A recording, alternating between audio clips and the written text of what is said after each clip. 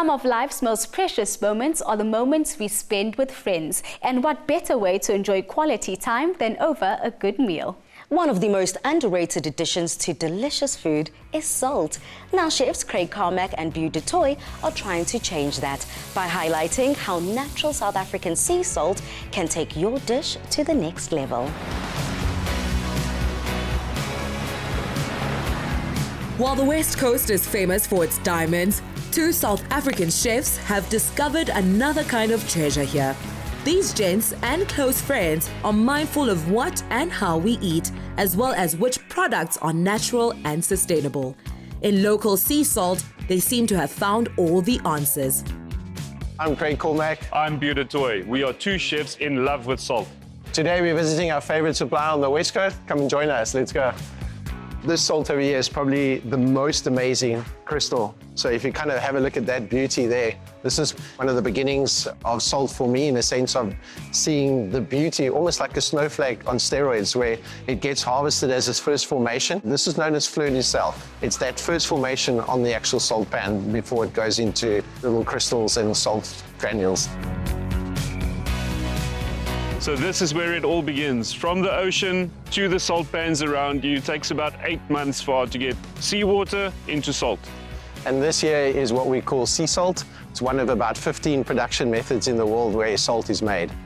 My journey with salt began 15 years ago. At a dinner that we did, we turned this into an experience. That experience became a 4-course tasting menu paired with food, wine, and salt. And from there, it's just grown and grown into the massive business that it's become today. In 2007, I worked at a Thai restaurant and I fell in love with fermentation, preservation, and cooking methods that is hundreds and thousands of years old.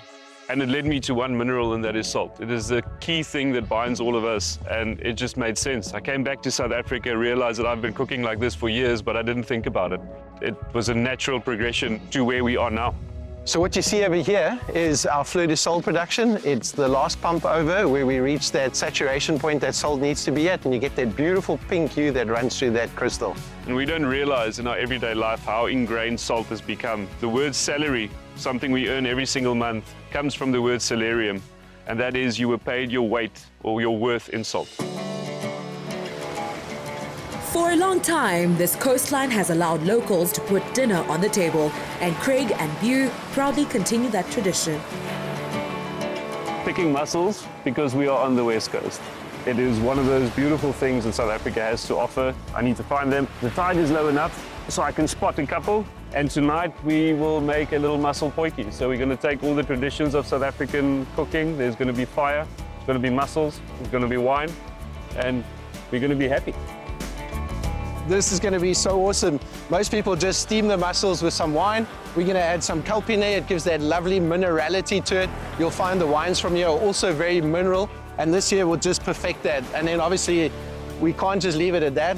We're going to have a bit of fun with our picanha steak, because I think this is just going to add so much flavor to that dish.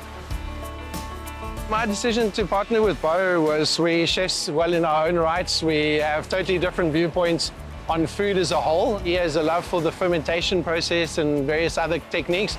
Mine is hunting down amazing salt pans, and it just made sense. After a successful forage, they were ready to prepare a delicious meal as the notorious West Coast mist rolled in. Fishing, farming, or cooking in these conditions demands a rugged spirit, and having decided that morning to braai, the guys were going through with it. I'm preparing a stir-fried abalone. Okay, so I've got my onions and my garlic nice and brown. I'm getting the abalone in. I'm going to give them a nice quick sear. I want them dark, beautiful brown color on each side. Then I'm going to season with palm sugar, tamarind, and then we're going with a fish sauce and soy sauce, basil, and our dish is ready. Finished. As simple as that. Finally, in this madness of weather, I'm prepping up my calamari dish, which I just call salt. The trick with calamari is literally you just want to give it a nice quick work through. You don't want to let it sit too long. They get very tough very quickly. So as soon as they start curling up like that, I'm really just going to take it off. All right, so I've got some chorizo, which we're also just going to take on the grill here. Then what I'm going to do is just add in my olives. They're a little bit sweet. The green ones specifically, not chalara. Going to add in my capers, pop that in there as well. Then I'm going to take our lovely sweet Kalamata olives, which are really delicious and release great flavors in there. Then we're going to take our squid heads, add those into that, and there we go. Pop that into the fire itself for a little bit more intensity and heat. And then lastly, I'm going to add this lovely flavor, almost a tomato smoor, because we're on the West Coast. I thought nothing better to finish that base plate up. Take all those wonderful ingredients, bang it on the plate, a little bit of garnish, and we're good to go. So roast picanha with a kala namak, which is a black Indian salt, very high in sulfur. Special salt for us. We love that salt, probably one of the best ones that we got, and tastiest ones. Sear my meat on the fire. So you've probably seen someone wrap steak or boerewors in newspapers. We're on the West Coast, we saw kelp and we went, today we are wrapping our picanha in kelp.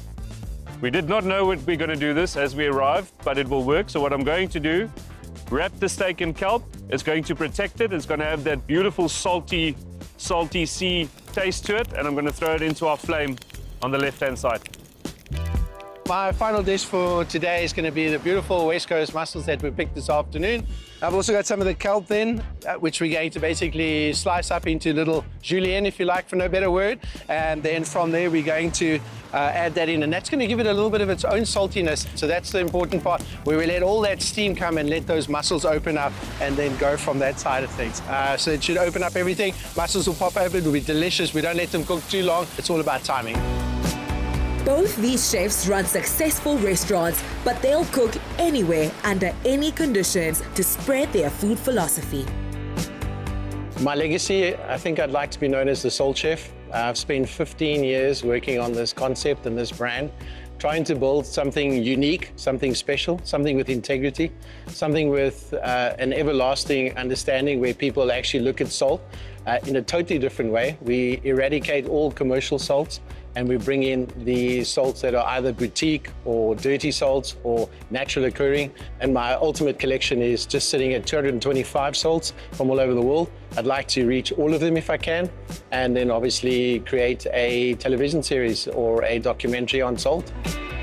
There's never a day that goes by that we won't call each other going, oh, I found this, or I saw that, or something next has happened. And that's what I like in our business, is there's never something too small, there's never something out of reach, because it's just there, it has to be there. And that's where we approach pretty much everything. And what I would like to do, I mean, I've got a couple of kids. Craig is salt chef. For me, all I want to do is I want to leave a better place than what I came into, and that's focus. Once the most valuable currency in the hands of Beau du Toit and Craig Cormac, quality natural salt is making its comeback.